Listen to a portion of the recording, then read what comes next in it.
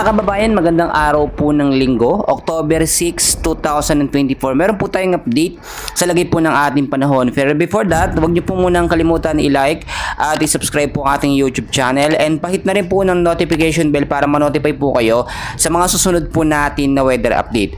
Ngayong araw po ng linggo mga kaibigan, wala po tayong minomonitor na anumang bagyo sa loob at labas ng Philippine Area of Responsibility. Pero po dito sa boundary ng ating Philippine Area of Responsibility o sa malayong silangan mga kaibigan ay meron pong mahinang sirkulasyon ng hangin or low pressure area mga kaibigan. Dito po sa may bandang Bicol region, malapit din po sa Eastern Samar. At inaasahan po na posible itong magpaulan sa ilang bahagi po ng ating bansa ngayong araw po ng linggo. So maging handa na lamang tayo mga kaibigan sa posible pong banta ng sama po ng panahon.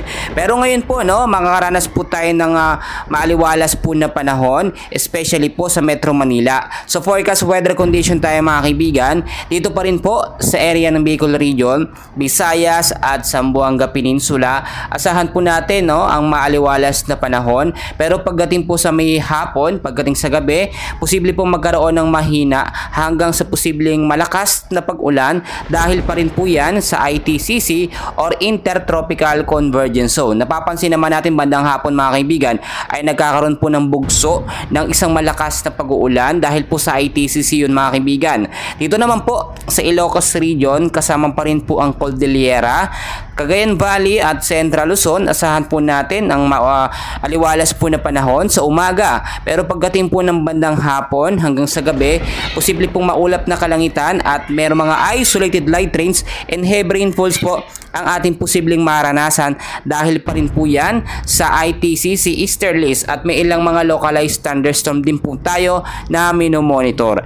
Samantalang sa area po ng Metro Manila, the rest ng ating bansa na aking hindi nabanggit ay patuloy din makakaranas ng maulap na kalangitan sa hapon at sa gabi po may mga thunderstorm at rain showers dahil po yan sa ITCC at localized thunderstorm. Pero maaliwalas po ang panahon natin sa ilang bahagi po ng Metro Manila. So wag tayo mag-alala mga kaibigan. At ngayon din po ay nalalapit na yung pagpasok nga po nitong hanging amihan or northeast monsoon.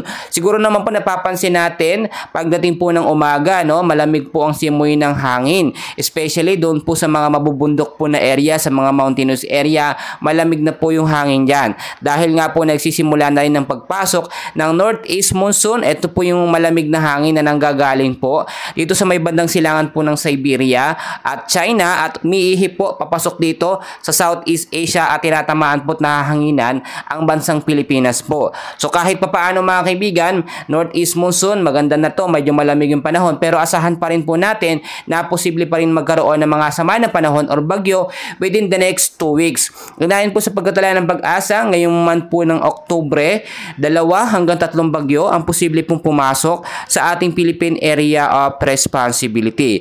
So mag-antabay na lamang po tayo sa mga susunod po natin na weather update para ma-update ko kayo at alam natin ang lagay ng ating panahon. So yun lamang ating update mga kaibigan. Magandang araw po sa inyong lahat. Happy Sunday po.